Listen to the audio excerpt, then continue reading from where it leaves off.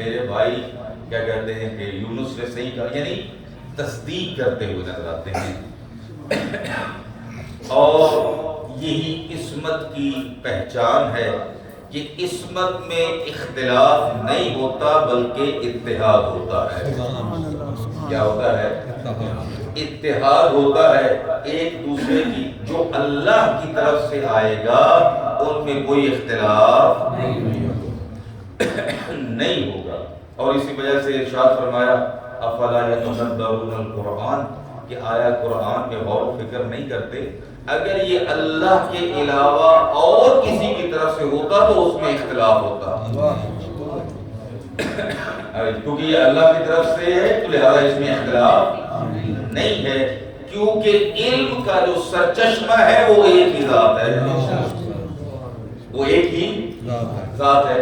علم مختلف ہو تو اختلاف پیدا ہوتا ہے، یا علم نہ ہو جہالت ہو تو اختلاف ہوتا ہے۔ جہاں پر علم اللہ کی بارگاہ سے ہو وہاں پر اختلاف نہیں ہوتا۔ سلام علیکم محمد علیہ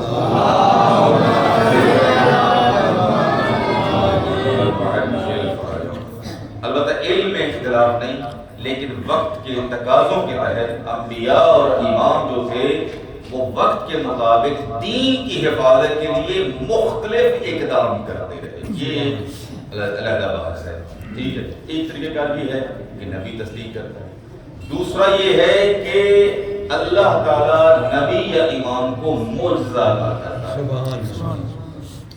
معجزہ اس کو کہا جاتا ہے کہ جس کو، یہ لفظ عجزہ سے ہے، کس سے ہے؟ عجزہ، عاجز، ناتوانی، کیا کہتے ہیں؟ قدرت کا نہ ہونا۔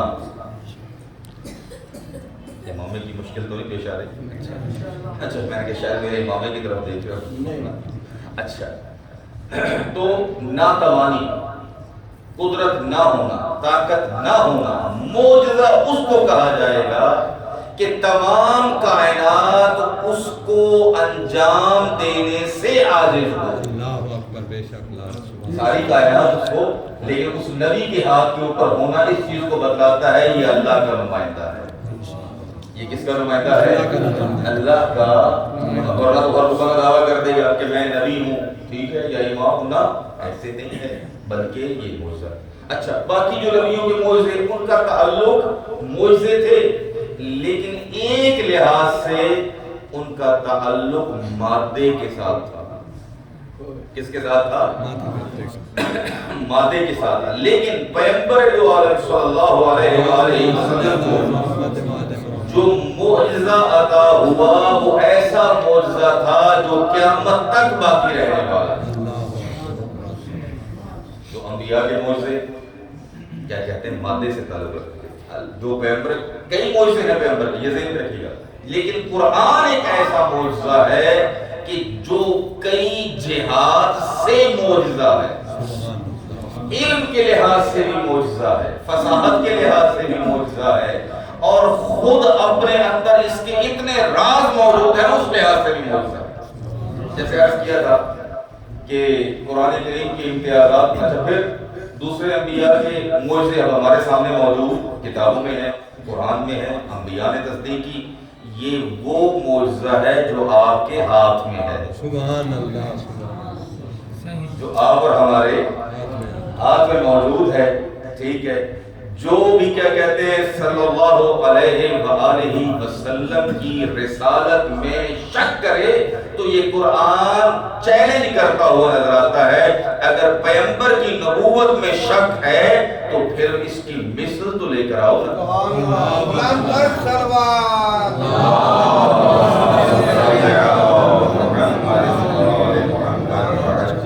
تو اس کی مثل لے کے آؤ۔ اور پھر یہ بھی قرآن کریم کہتا ہے کہ اچھا چلیں تم یہ کہو گے کہ ایک آدمی کو کہا نہیں، کہا کہ تم سب مل کے کر لو۔ اچھا بھی کہا کہ نہیں ہو سکتا تم کو کہ یار انسانوں کی طاقت کم ہے تو جن بھی ساتھ مل لیں۔ فرمایا قرآن کریم نے تم جن و انس سارے مل جاؤ، اس قرآن کی مثل نہیں لا سکتے۔ اچھا پھر کہا کہ اچھا نہیں ہو سکتا ہے کہ تمہارا تو یار ایڈا بڑا قرآن پہ کھلے گی۔ قرآن کریم فرمایا چلو پھر 10 صورتیں لے آؤ۔ کہا کہ اچھا پھر نہیں کر سکتا۔ اچھا ہوں کوئی پہلوان حد کر دے یار تو میں نہ کہتے دیکھ کے دکھا، اچھا ٹیک کے نہیں منو ہاتھ لا کے تے دکھا تو منو نیڑے آ کے دکھا کہ وہ دے کوئی شک رہ جاتا ہے. اللہ اکبر. سمجھ میں آ رہی ہے بات؟ کیا کہتے ہیں اللہ کی قدرت ہے. فرمایا نہ تم مثل لا سکتے ہو، نہ تم 10 لا سکتے ہو، نہ تم سورت لا سکتے ہو، نہ ایک آیت لا سکتے ہو. سبب ہے محمد والے محمد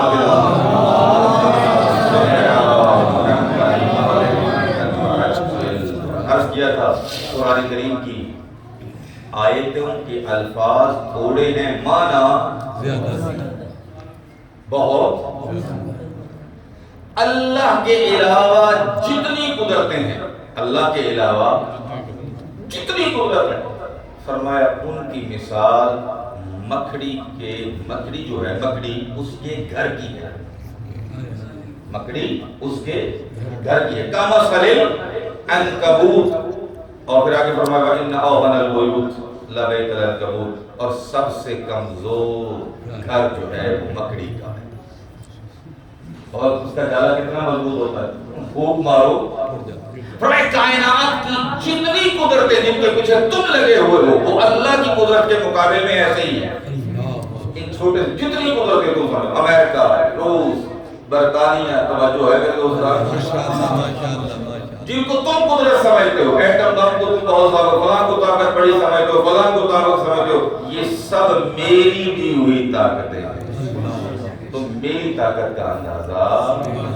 اچھا پھر اس کے بعد فرمایا کہ تم تو اتنے عاجز ہو، عاجزی کے بعد نہیں یخلقوا ذبابا، تم تو ایک مکھی بھی نہیں بنا سکتے. چھوٹے چھوٹے لفظ ہیں، ٹھیک ہے. اچھا پھر اگلا پھر قرآن کی بات ہے یسلبہم ذباب شیئا لا یستنقذوہ منہ. اور اگر تم سے مکھی کوئی چیز چھین لے تو اس سے تم واپس نہیں لے سکتے.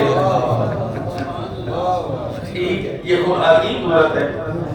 وَلَكُمْ فِي الْقِصَاصِ حَيَاةٌ يَا أُولِي الْأَلْبَابِ. ایک مثال اور، اے صاحبان عقل قصاص میں تمہارے لیے زندگی ہے. حق تو نہیں ہے. ماشاءاللہ ماشاءاللہ. وَلَكُمْ فِي الْقِصَاصِ حَيَاةٌ. قصاص کس کو کہتے ہیں؟ اگر کوئی ناجائز قتل کرے. قرآن کریم عادل کتاب ہے، عادل کی طرف سے عادلانہ دستور ہے.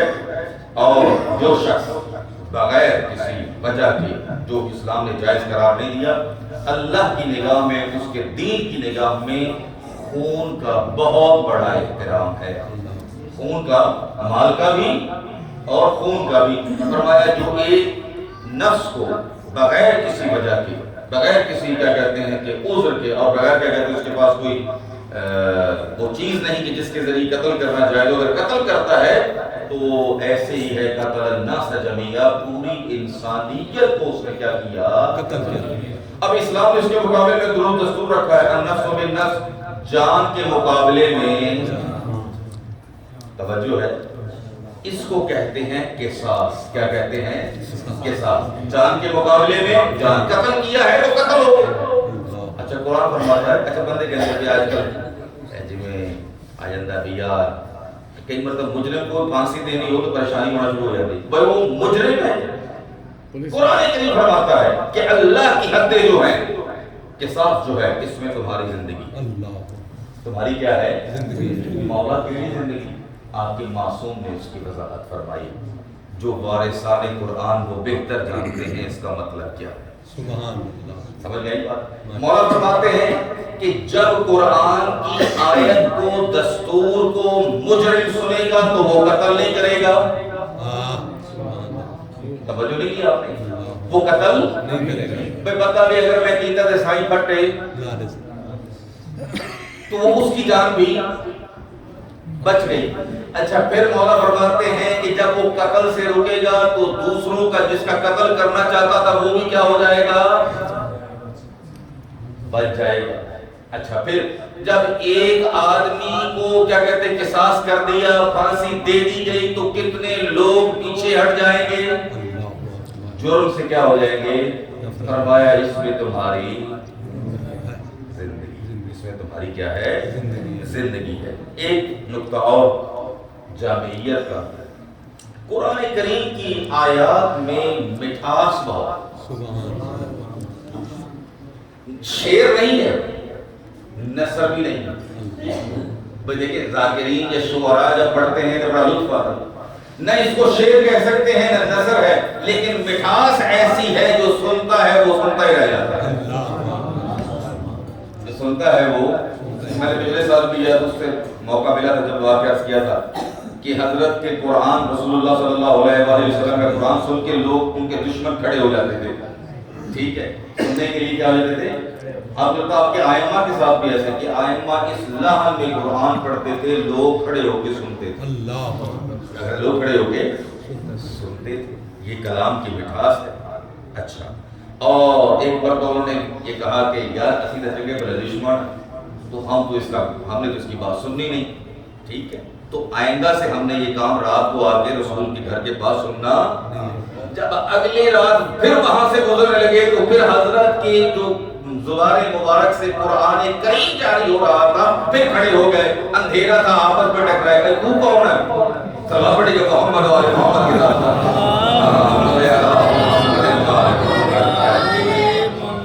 کلام الہی نور ہے۔ کلام الہی کیا ہے؟ نور ہے۔ اور بچوں کی تربیت قرآن کے اوپر کیجیے۔ کس کے اوپر کیجیے؟ میں جی کیمسٹری کا پی ایچ ڈی کرا تھا جی، کیا کرا دیا ہے؟ کیمسٹری کا، فزکس کا، فلاں، سبحان اللہ جی، بڑی بات ہے۔ لیکن جو اللہ کی کتاب نہیں کروائی۔ مولا علی کے پاس ایک شخص آیا اپنی اولاد کو لے کر، ناراض تو نہیں ہوئے بیٹھے، ماشاءاللہ ماشاءاللہ، تسی تے قرآن سنو گے نہیں، ماشاءاللہ تاڑی کی گل ہو رہی ہے، میرے علاقے کی گل ہو رہی ہے، ٹھیک ہے، آپ تو قرآن سنتے ہیں۔ اچھا، تو کیا کہتے ہیں کہ مولا کو آپ عرض کرتا ہے، مولا میں نے اس کو شعر و ادب کی تعلیم دی ہے۔ کس کی تعلیم دی ہے؟ شعر و ادب کی۔ مولا نے فرمایا اگر تعلیم دینی ہے تو قرآن کی دے، اللہ تعلیم دینی ہے تو کس کی دے؟ قرآن۔ جوانوں سمجھ میں آ رہی ہے مولا نے کیا فرمایا آپ کے لیے؟ کس کی دی تعلیم؟ قرآن کریم کی۔ اچھا، پھر مولا ایک مرتبہ کہیں سے گزر رہے تھے اور ایک درزی تھا نوجوان، گنگنا رہا تھا۔ نوجوان کا یہ غلط موضوع کو انشاءاللہ پھر عرض کروں گا، گنگنا رہا تھا۔ مولا نے فرمایا کیا کر رہے؟ نوجوانوں سمجھ میں آ رہی ہے بات؟ ماشاءاللہ، ٹھیک ہے۔ اچھا، اس نے کہا یہ مولا گنگنانا بھی، اس کا نام تھا زازان، روایات میں اس کا نام کیا ہے؟ زازان۔ مولا نے فرمایا اس گنگنانے سے بہتر ہے تم قرآن کی تلاوت کرو۔ کیا کرو؟ قرآن کریم کی تلاوت کرو۔ اس نے کہا مولا مجھے آتا نہیں ہے، مجھے قرآن پڑھنا آتا نہیں ہے۔ مولا نے کہا کہ تم میرے پاس آؤ۔ مولا کے پاس آیا، اس کے کان کے نزدیک مولا نے اپنے لب مبارک کیے، کچھ بات کہی کہ اس کو قرآن پڑھنا آ گیا۔ صلوات پڑھے گا محمد وعلى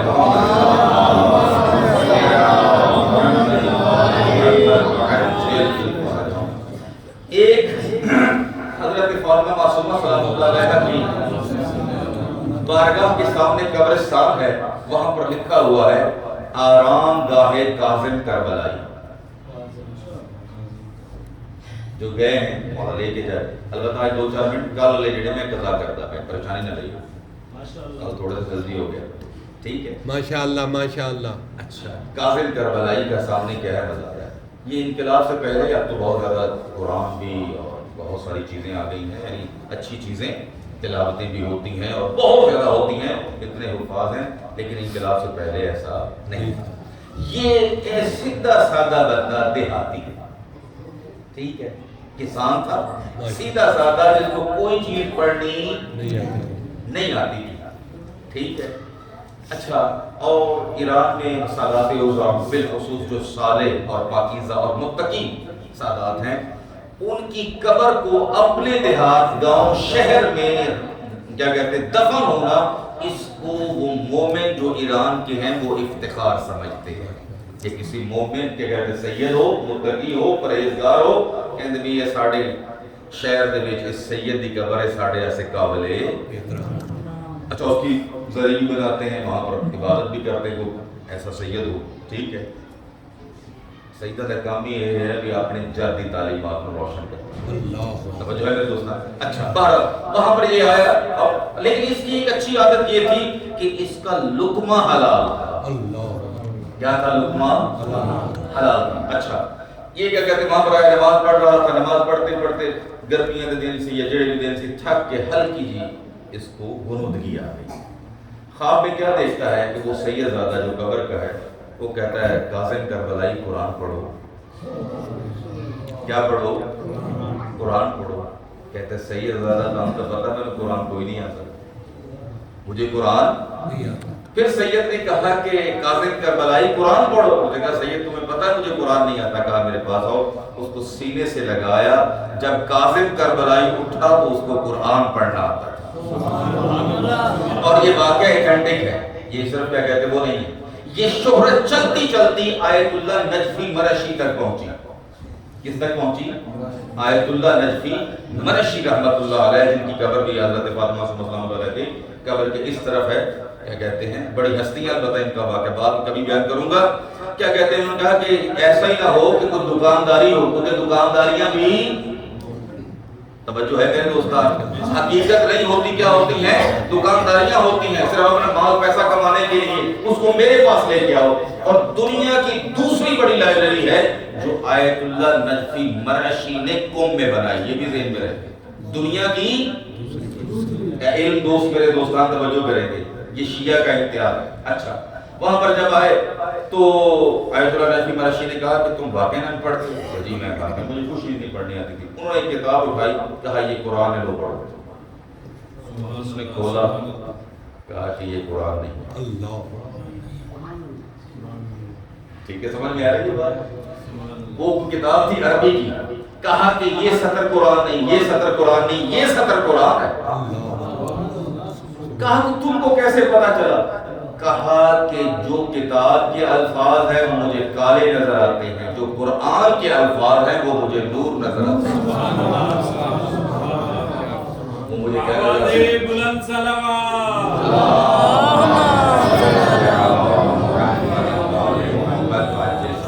آیت اللہ علیہ سیستانی صاحب کے نزدیک انجیکشن لگوایا جا سکتا ہے.